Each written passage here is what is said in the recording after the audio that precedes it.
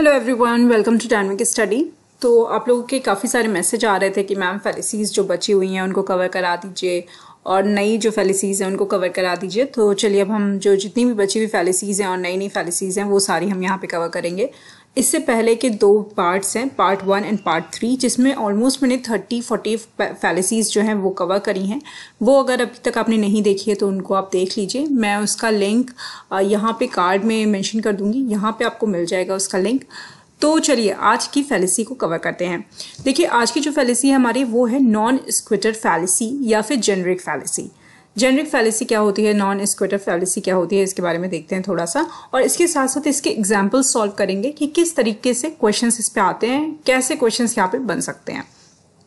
Okay, तो ये देखिए नॉन स्क्विटर का मतलब होता है इट डज नॉट फॉलो, कि मतलब जो आपका प्रेमिस है वो जो आपने दिया हुआ है वो कंक्लूजन जो है उससे थोड़ा डिफरेंट है या कंप्लीटली डिफरेंट है। ठीक है, जो कंक्लूजन आप ड्रॉ कर रहे हैं प्रेमिस से वो ड्रॉ हो ही नहीं रहा है।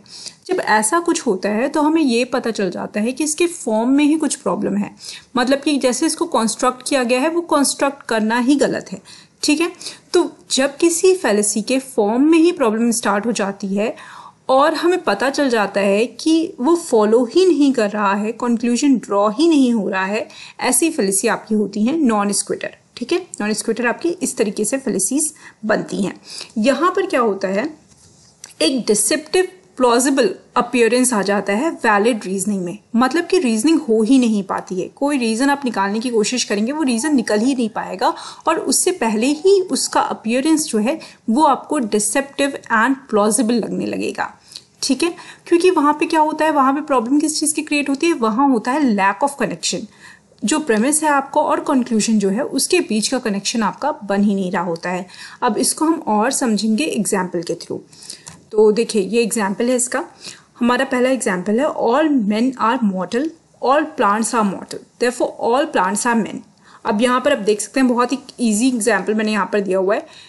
देखिए पहला जो प्रेमिस है वो ये बोल रहा है कि सारे जो ऑल मेन है वो मॉर्टल हैं। ठीक है, और दूसरा प्रेमिस जो है वो बोल रहा है कि प्लांट्स भी मॉर्टल होते हैं। तो इसका मतलब ये हुआ कि प्लांट्स मेन होंगे। तो क्या ये पॉसिबल है? ऑफ कोर्स अगर हम इसके मीनिंग सोचेंगे तो ये पॉसिबल नहीं है, क्योंकि प्रेमिस और कंक्लूजन आपस में बिल्कुल भी सही कंक्लूजन नहीं दे रहे हैं, बिल्कुल भी रिलेटेड नहीं है। ठीक है, ये तो हो गया एक छोटा सा एग्जाम्पल जो कि बहुत ही सिंपल वे में था।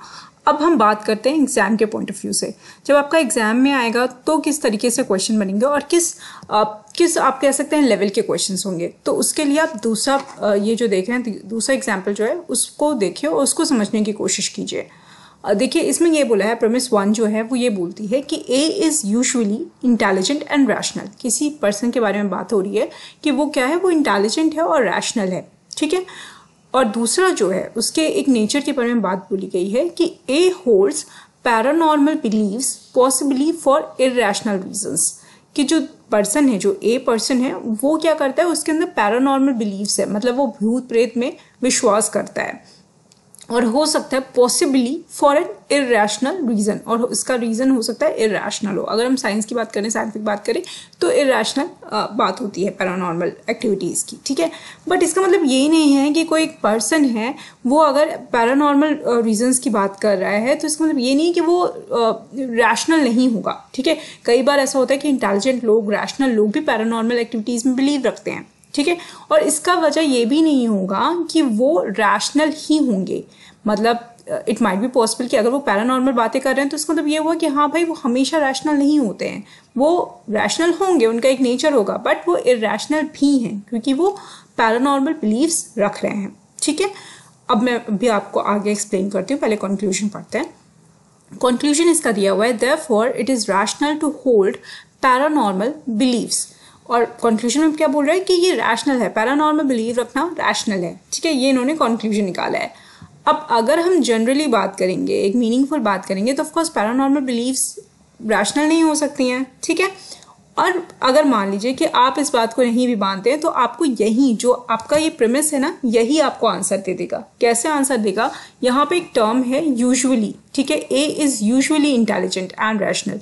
जब यूजुअली लगा रहा है यहाँ पर, यूजुअली का मतलब होता है कि हमेशा नहीं, अक्सर या ज्यादातर। ठीक है, ये नहीं बोला कि हमेशा ऑलवेज अगर लगा होता तो हम यहाँ पे समझते कि हाँ वो इंटेलिजेंट एंड रैशनली है और वो हमेशा रहता है, तब तो हमें यहाँ पे समझना पड़ता है, यहाँ पे हमें सोचना पड़ता है कि यहाँ पे कौन सी फैलेसी लग रही है।